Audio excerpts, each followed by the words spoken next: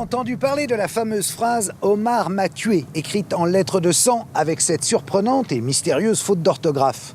C'est bien sûr l'énigme de l'assassinat de Ghislaine Marchal, née de Renty, la veuve de l'industriel Jean-Pierre Marchal, retrouvé sauvagement assassiné il y a 20 ans dans la cave de sa maison de Mougins. C'est aussi l'affaire Omar Radad, du nom de ce jardinier marocain arrêté, jugé et condamné, puisque la victime l'avait désigné comme son assassin sur une inscription écrite avec son propre sang. C'était le coupable idéal.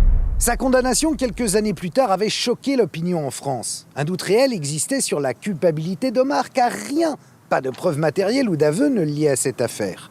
Omar sera finalement gracié en 1996 par Jacques Chirac, alors président, et libéré 2 ans plus tard. Mais à ce jour, Omar n'a pas été innocenté. Car s'il n'a pas tué, qui a bien pu commettre ce meurtre atroce? Suivez-moi. Nous avons une dame qui appartient au grand monde, qui est encore fort bien de sa personne. On la retrouve tuée. Ghislaine Marchal est assassinée de plusieurs coups de couteau. Elle est égorgée, la tête est presque séparée quand même. Elle est éventrée, ses intestins sont ressortis. L'affaire va être vite réglée. Elle a écrit le nom du meurtrier sur les murs de la chaufferie.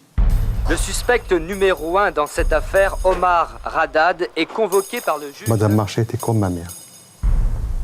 Je ne l'ai pas tuée.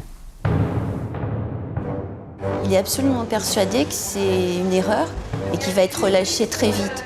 Qu'est-ce qu'il y a comme élément matériel contre lui? Comme indice, comme... Il n'y a rien.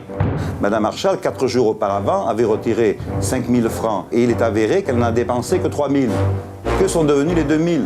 Omar Radad jouait au casino de Cannes très régulièrement. Ça fait pour les enquêteurs, je joue, j'ai besoin d'argent, j'ai tué Madame Marchal. Qui a véritablement tué Madame Marchal?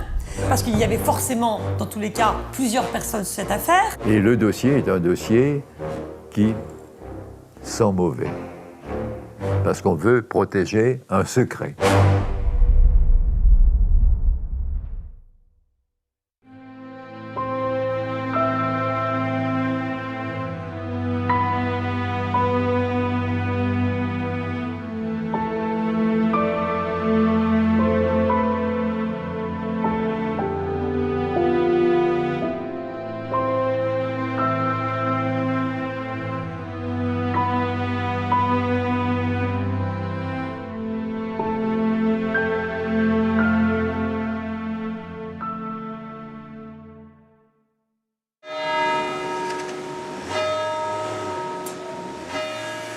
La Cour et le jury condamnent Omar Radad à la peine de 18 ans de réclusion criminelle.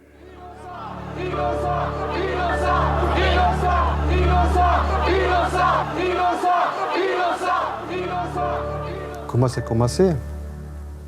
Pour moi, de départ, c'est commencé comme une caméra cachée. Malheureusement, c'est pas caméra cachée, c'est des choses que jamais croyais, ça va m'arriver.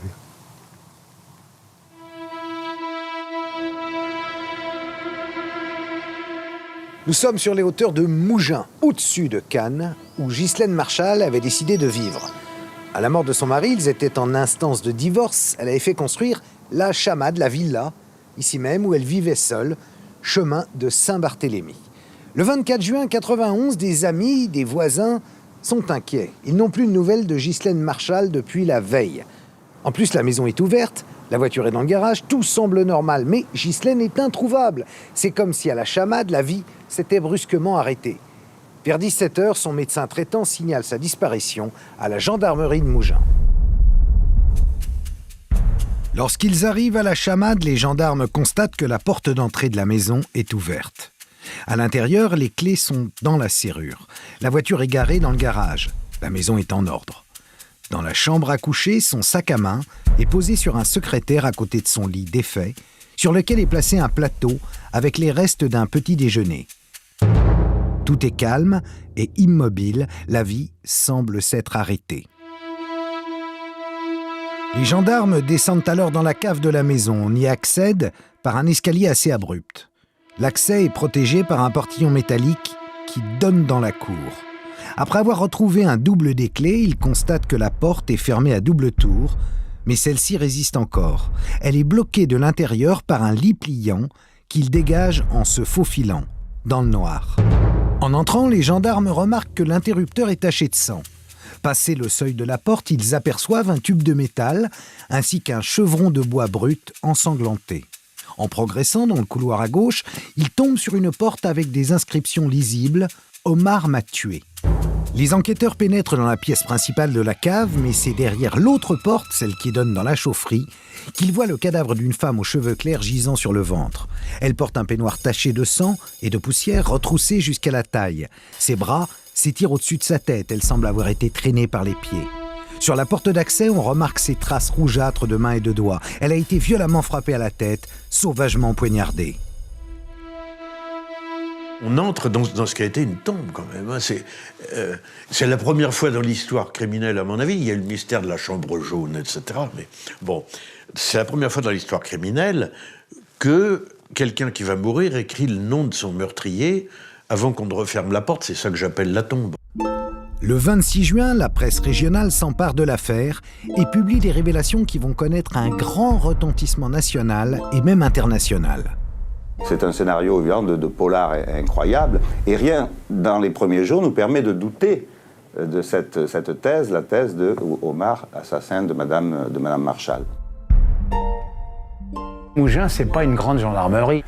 Il voulait bétonner en disant l'affaire va être vite réglée. Elle a écrit le nom du meurtrier sur les murs de la chaufferie.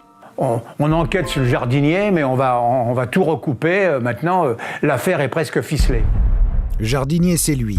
Il s'appelle Omar Radad, il a 29 ans. C'est un berbère. Avant son arrivée en France, il vendait des légumes dans la région du Rif au Maroc.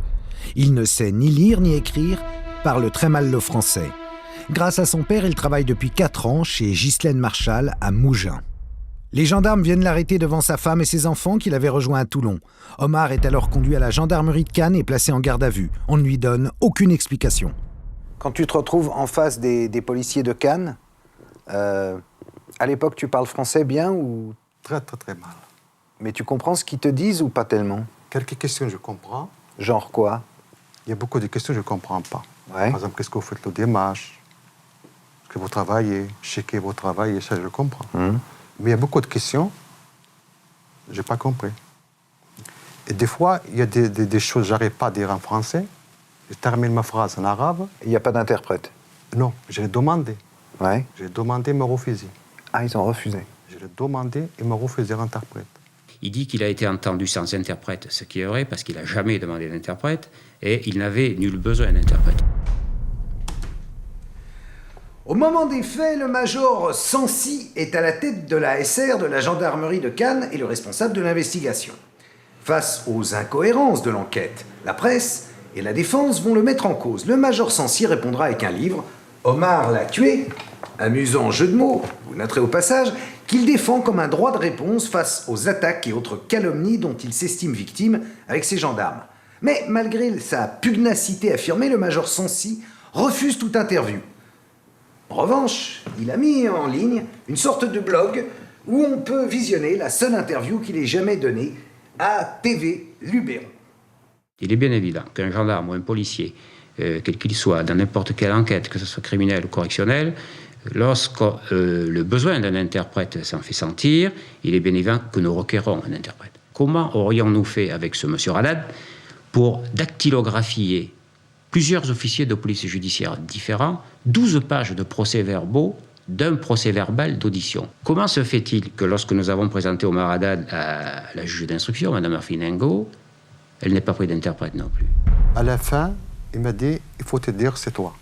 Parce qu'on a les preuves, 100% on le sait, c'est toi. Je dis, mais c'est pas moi. Et c'est là il m'a monté les photos où c'est marqué Omar m'a tué. Moi, je ne sais pas qu'est-ce qui est écrit. Mais Omar, je sais comment c'est écrit, mon nom. Et là, comme je viens de dire tout à l'heure, tout de suite, j'ai dit, mais c'est pas trop compliqué. C'est la personne qui a tué Madame Marchal, c'est lui-même, il a écrit. Il m'a dit, non, c'est vous. Et il m'a laissé 2 nuits sans dormir. Des fois, il me lève les chaises, je reste debout, et les questions derrière. Il voulait des aveux. Exactement. Ils ont tout fait. Le suspect numéro 1 dans cette affaire, Omar Haddad, est convoqué par le juge d'instruction qui doit prendre la décision de l'inculper ou de le relâcher. L'entretien dure près de 4 heures, preuve de la complexité de ce dossier. En effet, le juge n'a ni mobile, ni pièce à conviction permettant d'accuser le jardinier de Madame Marshall. Pourtant, le 27 juin, la juge Arfilingo inculpe Omar d'homicide volontaire. Il est écroué à la maison d'arrêt de Grasse. Je pense qu'il ne comprend rien de ce qui lui arrive pendant très longtemps et il est persuadé surtout, il est absolument persuadé que c'est une erreur et qu'il va être relâché très vite. Donc très longtemps, il n'est pas inquiet du tout, Omar. Il va falloir attendre 10 jours pour qu'Omar puisse enfin être assisté d'un avocat. Maître Georges Girard de Cannes et Gérard Baudou de Nice sont saisis. Je rencontre un homme qui s'exprime avec difficulté en français et immédiatement je me pose la question de savoir comment les interrogatoires qui se sont déroulés dans les locaux des services de gendarmerie ont pu se dérouler hors la présence d'un interprète. Je ne parle pas l'arabe, mais l'entretien que j'ai avec lui se fait d'une façon qui est sans être difficile, qui nécessite malgré tout beaucoup de temps. Et puis, j'ai en face de moi quelqu'un qui, pour autant qu'il y ait un physique qui puisse prédisposer à telle ou telle chose, notamment à un meurtre, qui manifestement n'a pas le profil, tant par son vécu que par son aspect et par les manifestations d'innocence qui sont les siennes. Ah, c'est un homme malin. J'ai un procureur qui m'a dit un jour, Monsieur Sancy, si un jour vous voulez traverser le désert, prenez Omar Haddad, vous verrez, il vous arrivera à rien. Très malin, un garçon très malin, très sûr de lui, très fin. Madame Marshall était comme ma mère. Je ne l'ai pas tuée. Dans le voisinage, tout le monde sait que Madame Marshall appréciait beaucoup Omar, non seulement pour son travail, mais aussi pour son élégance et sa discrétion. Il s'habille avec beaucoup de classe pour un jardinier. Il n'est pas en bleu de travail comme on s'imagine. Il est toujours en chemise blanche, un pantalon très propre et des chaussures de ville. Il est discret, il ne fait pas de bruit avec sa mobilette. Madame Pascal, une voisine, employait Omar 3 fois par semaine et l'avait recommandé à son amie Ghislaine. Il était là, il a coupé des choses là, il a changé des choses là, il s'est occupé des... Après, il est venu arroser partout, parce qu'on ne voit pas du tout pourquoi il y aurait été. Et pour l'égorger, ça paraît une histoire invraisemblable. Plus invraisemblable encore, on apprend que le lendemain de l'autopsie, alors que le rapport des médecins légistes n'a pas encore été transmis à la juge, celle-ci autorise la restitution du corps à la famille, qui du coup ordonne son incinération. Alors là, je demande votre attention, c'est très étonnant quand on sait que Madame Marshall avait réservé un caveau que voici dans le petit cimetière de Mougins, caveau qui, vous allez le constater, est vide. Et surtout, pourquoi si tôt l'incinération ? À la demande de la famille, le corps a été incinéré au bout de 3 semaines, ce qui est un scandale, parce que c'était la principale pièce à conviction, et c'est ce qui aurait permis de faire des recherches d'ADN. Et c'est vrai qu'à ce moment-là, toute investigation complémentaire sur le corps de Madame Marshall était devenue impossible par l'effet de l'incinération prématurée.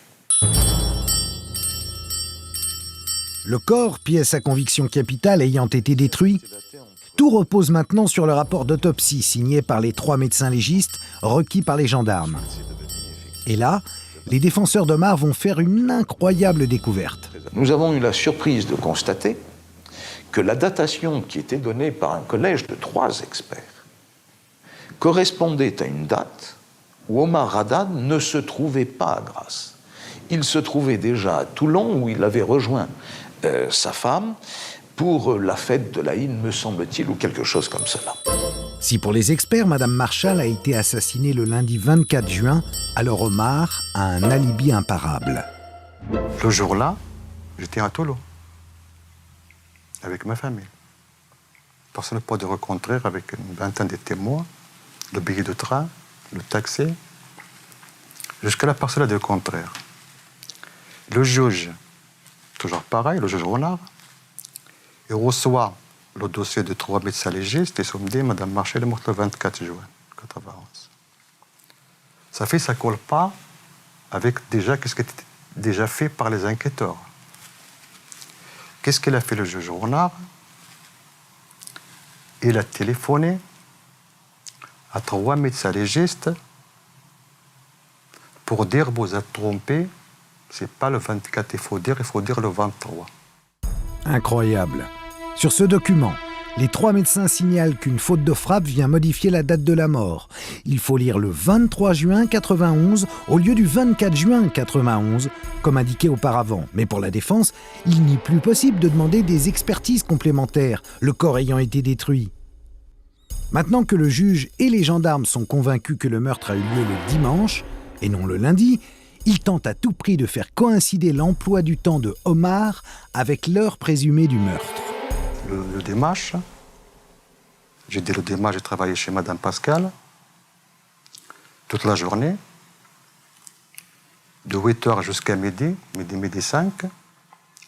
J'ai quitté mon travail comme l'avait toute, pour aller manger chez moi.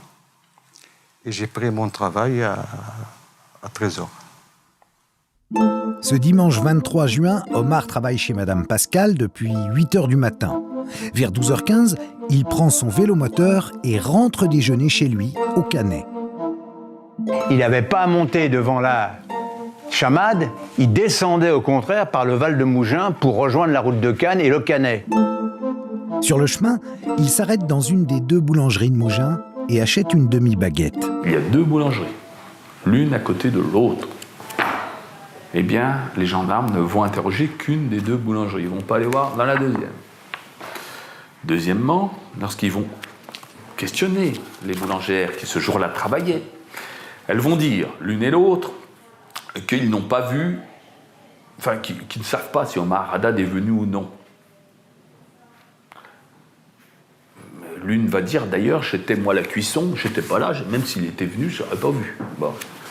Eh bien, ces témoignages vont être transformés dans le procès-verbal de synthèse, fait par le responsable de l'enquête, puisqu'il va leur faire dire qu'elles sont certaines qu'Omar Haddad n'est pas venu ce jour-là. Eh oui, pour les gendarmes, personne ne peut attester que ce jour-là, Omar s'est bien rendu à son domicile. Ce dont ils sont sûrs, c'est qu'à 12h50, il a passé un coup de fil à sa femme d'une cabine téléphonique au Canet, non loin de son domicile. Il a téléphoné à son épouse, qui se trouve à Toulon. D'ailleurs, il ne va même pas s'en servir comme alibi, ce qui prouve que ce n'était pas un alibi prévu à l'avance. C'est les gendarmes qui vont le découvrir tout à fait par hasard en récupérant le listing de tous les appels téléphoniques passés de toutes les cabines publiques. Et peu après 13h, Omar est de retour chez les Pascal, au mas Saint-Barthélemy. Madame Pascal le confirme. Pourtant, les gendarmes ont la conviction qu'Omar ment sur son emploi du temps et qu'il a commis le meurtre entre 12h15 et 12h50 ce dimanche 23 juin, c'est-à-dire en 35 minutes. À ce moment-là, on peut tout imaginer, qu'il ait fait un détour à un moment ou à un autre pour aller tuer Madame Marchal. Mais s'il fait un détour à un moment ou un autre pour tuer Madame Marchal, on peut penser qu'il faut aussi qu'à un moment, il se change. Ne serait-ce que les chaussures, les vêtements. Et là, il n'a pas le temps de se changer. Il est habillé pareil. Moi, c'est la question que je pose. Je le pose à M. Buisson, le diplomate, qui est le gendre de Mme Pascal. Je lui dis comment il est habillé. Mais de la même façon, la même chemise jaune clair, le même pantalon marron, les mêmes chaussures. Il a des traces de sang, il n'a pas de traces de sang. Alors, on peut massacrer quelqu'un dans une chaufferie et puis retirer des taches de sang. En fait, on va retrouver du sang sur le plafond de la chaufferie. C'est vous dire que ça a giclé, vraiment. Donc, il est absolument impossible pour un meurtrier de ne pas avoir sur ses vêtements ou sur les semelles de ses chaussures, je ne dis même pas des taches de sang, mais des molécules de sang. C'est absolument impossible. Or, Omar Haddad, ce qui démontre son innocence, c'est qu'il n'y a pas la moindre molécule de sang. Ses vêtements et ses chaussures ont été examinés par un laboratoire en microscope électronique à balayage. Qu'est-ce qu'il y a comme élément matériel contre lui? Comme indice, il n'y a rien. En fait, la seule preuve dont les gendarmes disposent, c'est cette inscription « Omar m'a tué », retrouvée sur les murs de la cave. Ils ont aussi un mobile, l'argent, et constatent qu'une somme de 3000 francs manque au domicile de la victime. Madame Marchal, 4 jours auparavant, avait retiré 5000 francs de son compte en banque et il est avéré qu'elle n'a dépensé que 3000. Que sont devenus les 2000 ? Cette dame-là, bon, si elle n'était pas immensément riche, était quand même une personne très aisée, avait toujours des billets de 500 francs en vrac dans le sac. Donc il est allé dans ce sac, il n'a eu plus qu'à se servir, le sac était toujours ouvert, d'après les témoignages que nous avons. Donc il a pris cet argent, il a pris sur lui, il est parti. Omar Haddad aurait tué Mme Marshall pour lui dérober 2000 francs. Bon, ça ne tient pas debout, surtout qu'à ce moment-là, il pouvait s'emparer d'autres valeurs bien plus importantes. Mais rien d'autre n'a été dérobé dans la maison, qui n'a pas été fouillé. Les gendarmes maintiennent qu'Omar a volé cet argent parce que c'est un joueur, qu'il a contracté des dettes de jeu et fréquente régulièrement le casino de Cannes. Omar Haddad était un joueur, un très gros joueur, vu ses revenus. Et Omar Haddad jouait au casino de Cannes très régulièrement. Et Omar Haddad a été reconnu, notamment au casino Croisette à Cannes, par, je dirais, tout le personnel. Alors tout le monde imagine Omar Haddad jetant des gros billets ou sur un tapis vert. Mais ce n'est pas du tout le cas. Il allait simplement jouer aux machines à sous. Il mettait quelques pièces, le bandit manchot. Il lui arrivait de gagner, il lui arrivait de perdre. Il a peut-être perdu un peu plus qu'il n'a gagné, mais enfin, il ne jouait pas des sommes importantes. Donc Omar Haddad était aux abois. Il n'avait plus d'argent. Sa femme venait d'accoucher de son deuxième enfant. C'est la raison, à mon avis, pour laquelle il demandait de plus en plus souvent à ses deux employeurs, qui étaient Mme Marshall et une voisine, Mme Pascal, des avances sur salaire. Et les deux femmes avaient convenu qu'il ne fallait plus lui avancer parce qu'elles se disaient il y a quelque chose qui ne va pas, il nous demande de plus en plus d'argent, on ne sait pas pourquoi, il a déjà entamé son mois de juillet, etc. Il ne faut plus, dans son intérêt, il ne faut plus lui avancer de l'argent. Pour les gendarmes, Omar s'est donc rendu ce dimanche chez Mme Marshall pour lui réclamer une nouvelle avance sur salaire. Il savait qu'il allait demander de l'argent à Mme Marshall. Vous comprenez ? Et Mme Marshall lui a refusé cette avance. Et c'est là qu'il s'est passé quelque chose où il a pris la décision effectivement de la tuer.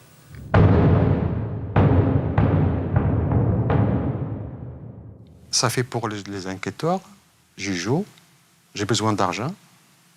J'ai tué Mme Marshall pour apprendre, je ne sais pas à l'époque, là, 2000 francs ou 3000 francs de son sac. Au plus, il s'est imaginé, c'est vrai. Mme Marshall se trouvait dans la cave. J'entre dans la chambre et je prends le sac et je me casse. Pas besoin de le tuer. Les gendarmes sont convaincus qu'Omar est bien le meurtrier de Mme Marshall. Son emploi du temps, le jour du meurtre, ne tient pas. Et puis, il a un besoin d'argent pressant. Pour eux, il est accro au jeu, il fréquenterait les casinos. Et puis les gendarmes ont aussi un argument de poids. La victime a dénoncé son meurtrier. Sur les portes de la cave, c'est quand même son sang et son écriture, et ça, c'est imparable. Ils expliquent aussi que dans la cave, Ghislaine a tout le temps d'écrire. De peur que son assassin ne revienne, elle se barricade à l'intérieur avec un système de blocage de la porte d'entrée très astucieux et efficace. C'est en tout cas la clé de toute l'accusation. De son côté, la défense réfute ces arguments et affirme que tout cela n'est qu'une mise en scène du meurtrier pour accuser Omar. Puis, ce serait le meurtrier qui, en partant, aurait entravé la porte de la cave avec le lit pliant. Bref, un seul crime pour deux scénarios qui s'affrontent. C'est pour vérifier un certain nombre d'indices que les défenseurs d'Omar Haddad, qui n'ont jamais vu les lieux depuis 8 mois, ont demandé ce transport de justice qui, en fait, ressemble à une reconstitution sans l'intervention de l'inculpé. Même s'il était présent à Mougins hier, Omar, après 40 jours de grève de la faim, clame toujours qu'il n'a rien à voir dans cette affaire. Avec ce qui peut lui rester d'humour après 8 mois de détention, il répondait « Mais que veut-on que je fasse? Que j'aille couper le gazon ?» Ce jour-là, tout le monde est à la chamade. Le juge Renard a réuni les enquêteurs, les avocats de la partie civile et les défenseurs d'Omar. Devant la presse, Maître Leclerc, l'avocat de la famille, maintient que Mme Marshall s'est bien barricadée dans la chaufferie pour se protéger de son meurtrier. Elle a écrit une première fois à genoux « Omar m'a tué ». Et une deuxième fois couchée sur le côté avant de mourir « Omar m'a tué ». Et avant cela, elle a poussé contre la porte un lit et une barre de fer pour empêcher celui qui était sorti et qui avait fermé la porte en clé de rentrer. Les médecins légistes sont formels. Madame Marshall n'est pas morte sur le coup. Elle aurait survécu environ un quart d'heure. Les gendarmes estiment que la forte personnalité de la victime et son esprit de conservation font qu'elle ne se résigne pas. Pendant ces dernières minutes, elle va se barricader dans la cave en mettant au point un système de blocage de la porte, effectivement astucieux, efficace en utilisant le chevron de bois et la barre de fer. Pourtant, la défense prétend le contraire. Dans le tout premier rapport de constatation des gendarmes établi le jour de la découverte du corps, la présence de ce système de blocage n'est pas mentionnée. On ne parle que du lit pliant qui entrave l'ouverture de la porte. Tellière, vous venez de me lire la déclaration du gendarme Litt que, en ce qui concerne notre intervention pour ouvrir la porte, je la confirme en tout point. Oui, après être entré dans la pièce, j'ai effectivement vu sur le sol un morceau de bois à section carrée couvert de sang. D8, page 2, premier paragraphe, elle s'était barricadée avec un lit pliant. Donc l'histoire du chaînon sur la barre sur le chaînon, etc., c'est intervenu après. Manifestement, ce qu'il considérait comme l'élément qui obstruait l'ouverture de la porte, c'était le lit pliant et pas le reste. C'est véritablement ce qu'ils disent. Mais à partir du moment où on a fait sur place la démonstration que le lit pliant, on pouvait facilement le mettre, le positionner derrière la porte en fermant la porte, ils ont rebondi sur quelque chose qui jusque-là n'avait jamais été envisagé. Pour nous, la démonstration est faite. L'on peut parfaitement donner l'impression que l'on barricade de l'intérieur la porte de la cave, alors qu'on le fait en sortant de la cave. Car les assassins, à ce moment-là, savent très bien que c'est facile. Moi, je tue quelqu'un, je tue un tiers, je marque le nom de mon voisin, c'est mon voisin qui va en prison. C'est trop simple.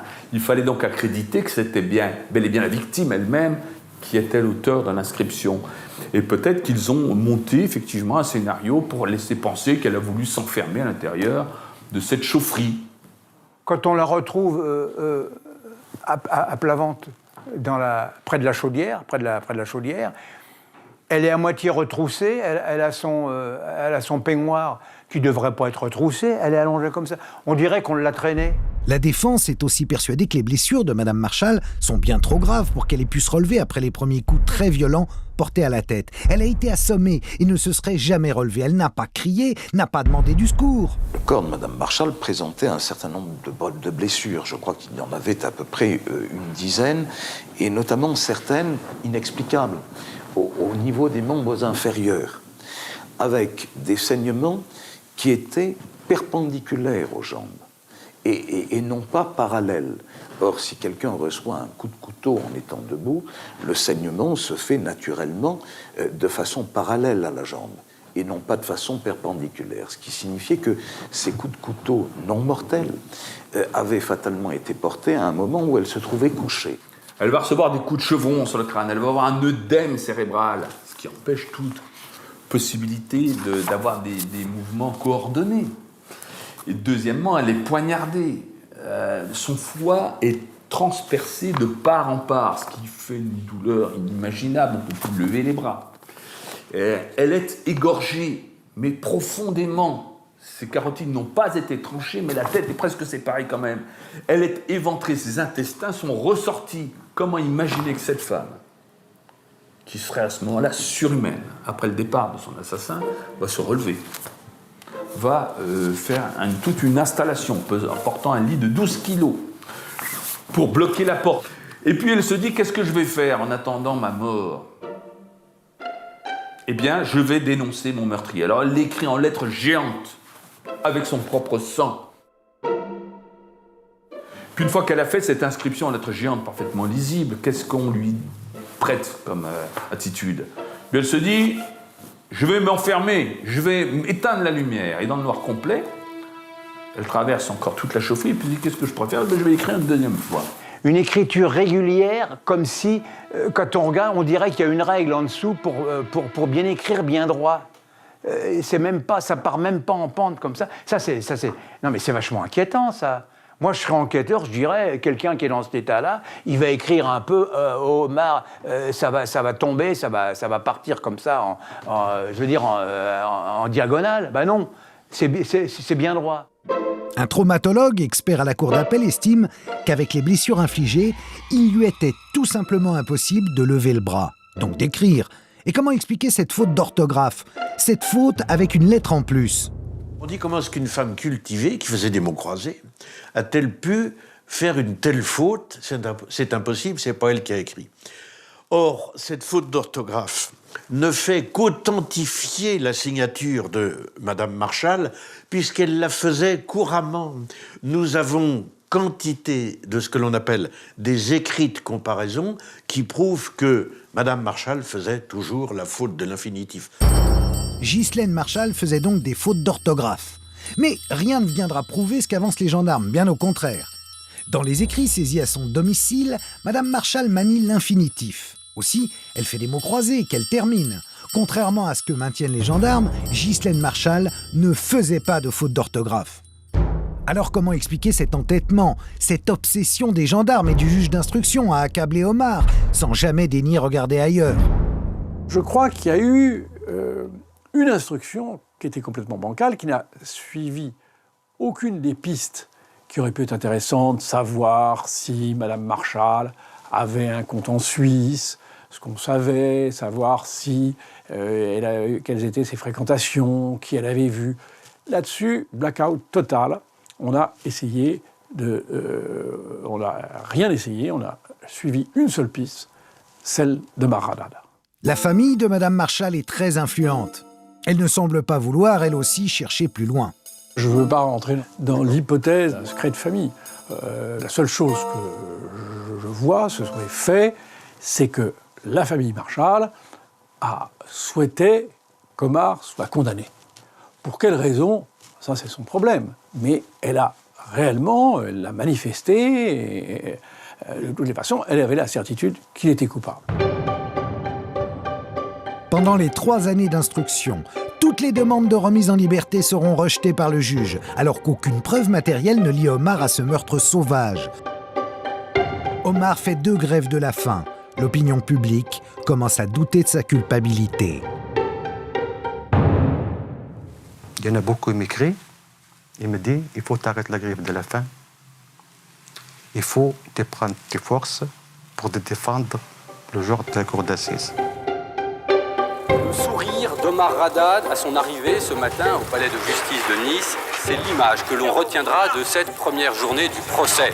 Face à la bousculade que provoque son arrivée, Omar semble presque amusé de cette notoriété dont il se serait même passé.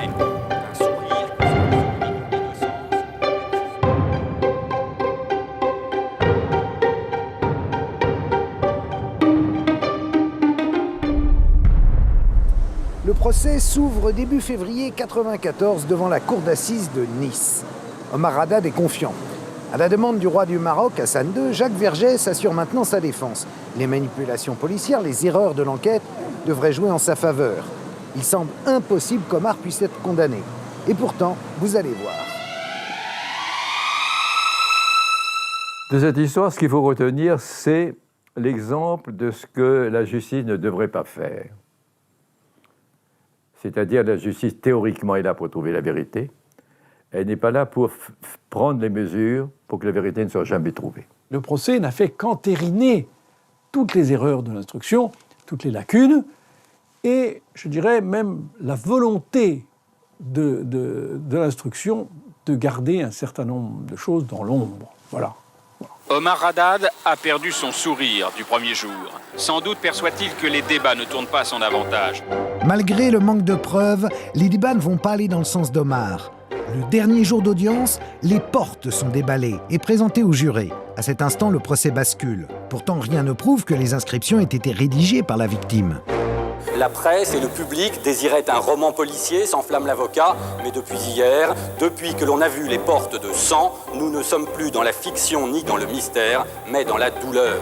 Nier ce message de Ghislaine Marchal, c'est nier son ultime effort, l'ultime manifestation de courage infini de cette femme agonisante, martèle l'avocat.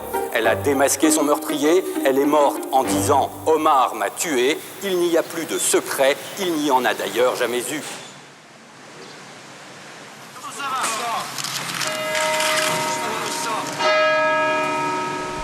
Le procès d'Omar Haddad, le verdict des jurés de Nice est tombé ce soir. 18 ans de réclusion. C'est la première des informations du jour. 7 heures de délibération et la condamnation tombe. 18 ans de réclusion criminelle pour Omar Haddad.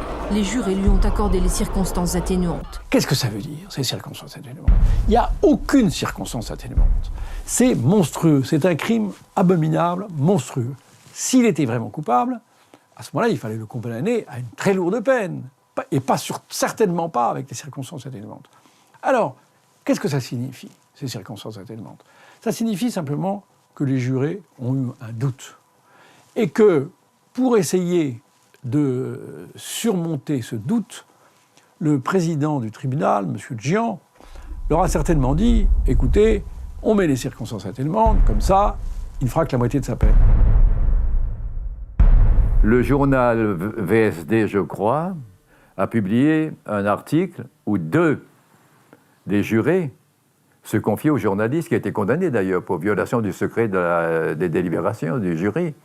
2 jurés disaient, au départ, l'acquittement était acquis.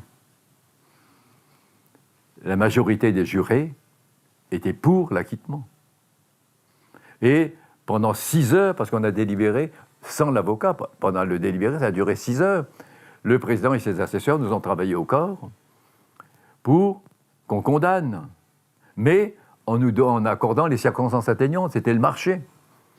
Sa femme s'évanouit et doit être évacuée. Syncope, malaise, évacuation. À l'intérieur du palais, les 12 jurés ont dit coupable. À l'extérieur, la foule n'a qu'un mot, innocent.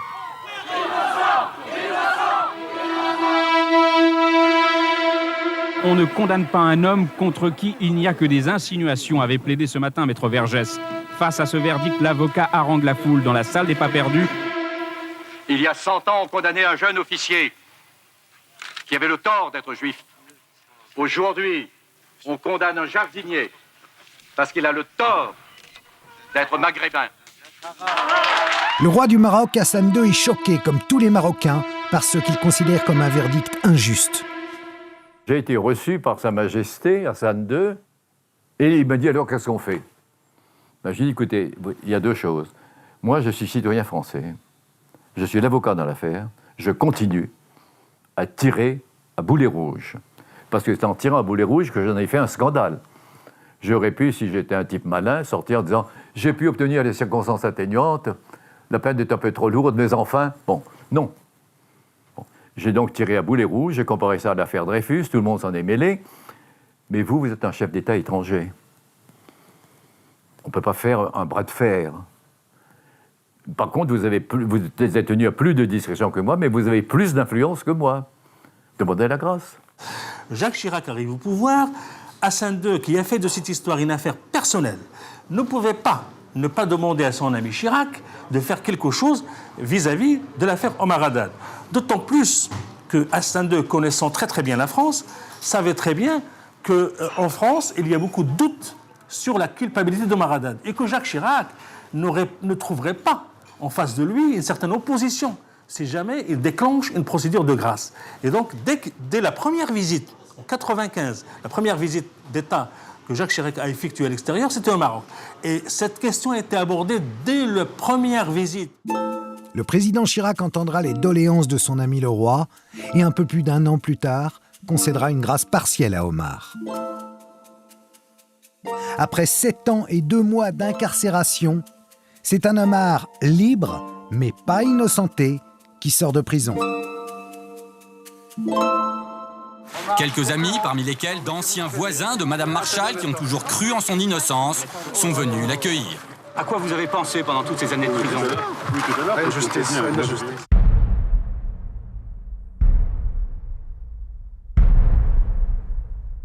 Je suis libre. Mais dans ma tête, je ne suis pas libre. Tu es toujours en prison dans ta tête? Toujours derrière les barreaux dans ma tête. Mais c'est pas moi. Mais c'est qui a tué Madame Marshall? C'est ça la vraie question aujourd'hui qu'il faut poser. Je demande à la justice un 12e procès. Et partie civile, c'est ça parce que j'ai envie de raconter ça pour en voir à qui vous faites le crime. Et partie civile, ils sont tout faits, il n'y en a pas un 12e procès. Je ne comprends pas pourquoi partie civile, ils sont contre un 12e procès. Parce que s'il y a un 12e procès, c'est pas eux qui vont prendre le risque, c'est moi.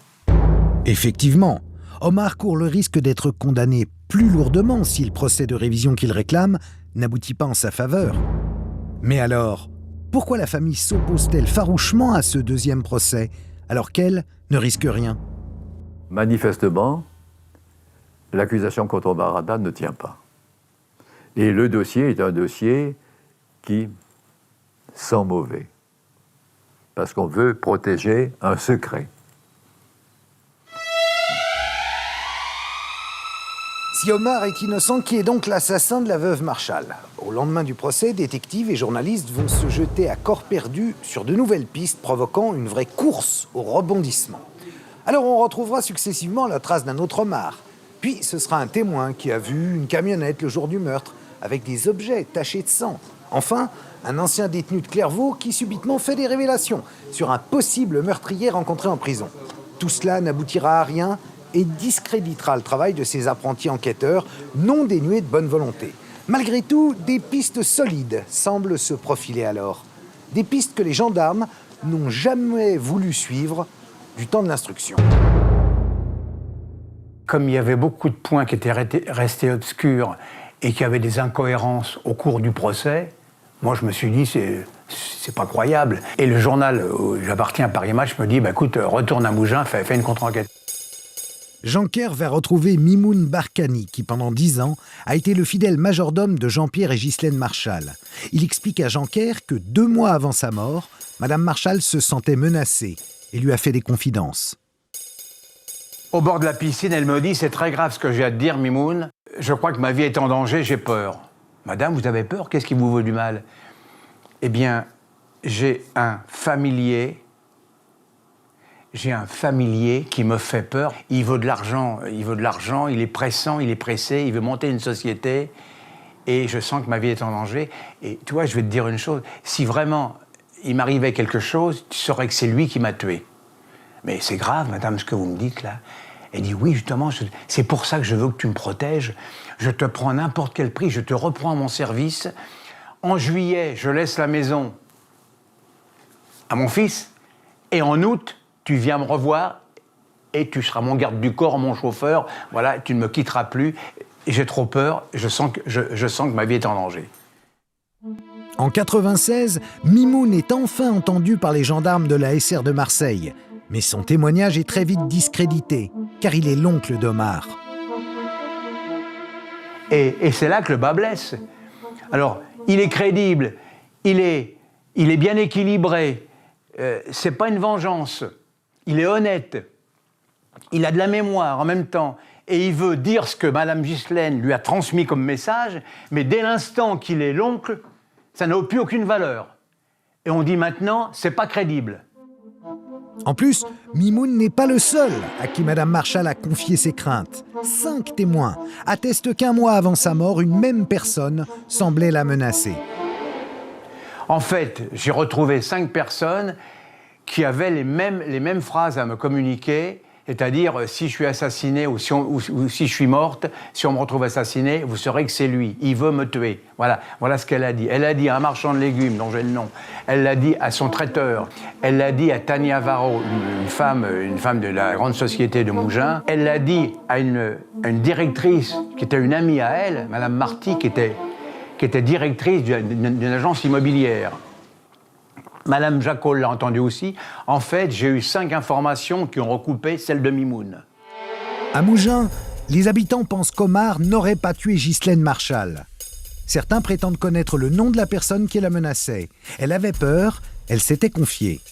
Ils n'ont jamais rien osé dire et la police n'est jamais venue les interroger. Mais Jeanker découvre autre chose. Souvenez-vous, l'arme du crime. Elle n'a jamais été retrouvée, ni même identifiée. Il réinterroge Liliane Recevaux, la femme de chambre, qui travaillait pour Ghislaine Marshall depuis quelques années à la Chamade. Elle connaissait tous les recoins de la maison. Elle se souvient d'un détail capital. Et c'est là qu'elle m'a dit, je sais maintenant ce qui manquait, ça m'a complètement échappé, et je l'ai dit à personne. Qu'est-ce que c'est, Liliane? Eh bien, c'était un coupe-papier avec un manche en ivoire. C'était un objet de famille, d'ailleurs, qui était posé sur un velours vert, sur un plateau en argent. Il était tellement affûté des 2 côtés que je me suis coupé une fois et Gisèle Marchal m'a dit faites attention quand vous retirez la poussière et vous nettoyez cet objet. En fait, le coupe-papier ressemblait à l'arme décrite par le médecin légiste, une lame de 20 cm coupante des deux côtés de 2 cm de large. Étonnant. Le coupe-papier porte les armoiries de la famille des parents de Ghislaine.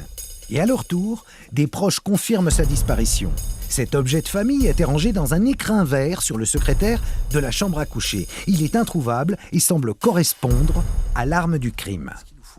Le détective Roger-Marc Moreau lui aussi contre-enquête et s'intéresse à son tour à la femme de ménage. Il a de sérieux soupçons la concernant. Liliane Recevaux a en effet confié aux gendarmes que Mme Marchal lui a donné congé ce fameux week-end du samedi jusqu'au mardi. Mais en interrogeant son ancien compagnon, le détective s'aperçoit qu'elle a menti sur son emploi du temps.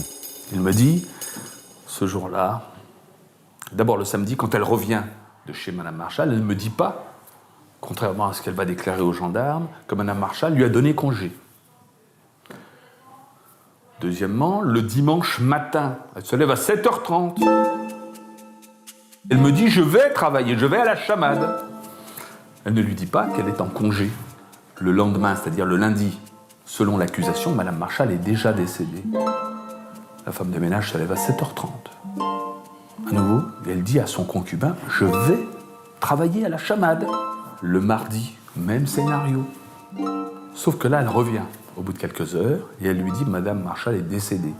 Quand il apprendra par la suite, par les journaux, car ça va devenir une affaire très médiatisée, donc tous les détails vont être donnés, que Madame Marchal serait décédée le dimanche. Il va lui poser des questions. Elle va lui dire, en fait, non, j'ai menti, je t'ai menti à l'époque, j'étais pas à la chamade, j'étais avec ma fille au bord du lac de Saint-Cassien. Liliane dit-elle la vérité ? Ou cache-t-elle quelque chose ? Nous l'avons rencontrée, bien sûr, mais elle refuse obstinément de répondre face caméra. Elle explique simplement qu'elle a menti à son concubin parce qu'elle ne voulait pas qu'il sache que ce dimanche-là, elle était avec un autre homme. Bien sûr, j'allais pas dire à mon concubin, tu sais, j'étais au lac avec un autre. Mais à l'époque, Pierrot n'était pas mon amant, hein. C'était un ami. Mais son compagnon, Pablo Cortés, ne la croira jamais et il la quitte. Il la soupçonne d'être mêlée au meurtre. Les gendarmes ne la soupçonnent pas. Mais son concubin, lui, il la connaît bien, il la soupçonne. Il la quitte et elle s'installe en concubinage avec le deuxième homme, c'est-à-dire Pierrot le Fou, l'homme que l'on peut soupçonner d'être mêlé peut-être à cette affaire. Roger-Marc Moreau enquête alors sur Pierre Haribo, dit Pierrot le Fou, et découvre que celui-ci a été condamné à 5 ans de prison pour meurtre lors d'une rixe à Paris. Il a tué, vous savez pourquoi il avait tué ? C'était une légitime défense. Il a défendu une personne. C'est pour ça qu'il a pris que 5 ans. Hein. Un assassin dans l'entourage de la femme de ménage de Madame Marchal est un élément qui aurait dû intéresser la police et méritait vérification. Pourtant, rien n'est fait. Les gendarmes, la justice, personne n'a enquêté sur cette piste. Pourquoi ? Parce qu'ils ignoraient... D'abord, ils ne s'intéressent pas à l'emploi du temps de la femme de ménage, ne s'intéressent pas du tout à la femme de ménage elle-même. Ils ne connaissent même pas l'existence de Pierre Haribo. Malheureusement, Pierre est mort en février 2010. Il s'est suicidé. Liliane, de son côté, se défend, affirme qu'elle peut prouver que le jour du crime, elle était bien dans le Var, en compagnie de Pierrot. J'étais pas là, ce jour-là, bon sang, bonsoir. Il y a eu des chèques, il a fait un restaurant. Cette femme, que c'était la poule aux odeurs pour moi. Parce que moi, je gagnais plus d'1 million par semaine. Mais les pourboires qu'on avait, ils n'ont jamais donné des 100 francs, hein, c'était des 500 francs. Ces pistes ne seront jamais prises en compte. Seuls quelques journaux s'y aventureront pour être lourdement condamnés. Mais pourtant ici, chemin de Saint-Barthélemy, derrière les murs de ces superbes villas, un nom est sur toutes les lèvres. Madame Marchal avait peur et s'était confiée à ses amis du village. En 2001, près de 3 ans après la grâce et la remise en liberté d'Omar Haddad, nouveau rebondissement. Des experts du laboratoire de la police scientifique de la préfecture de police de Paris isolent 2 ADN qu'on a retrouvés mélangés au sang ayant servi à tracer les inscriptions sur les portes de la chaufferie. Cette découverte va littéralement changer le cours des choses. Parce que là, c'est du sérieux. Pour les nouveaux défenseurs d'Omar, c'est la preuve matérielle tant attendu. La nouvelle tombe, absolument hallucinante. On a découvert, à l'occasion de cette analyse, de l'ADN mélangé au sang de Madame Marshall.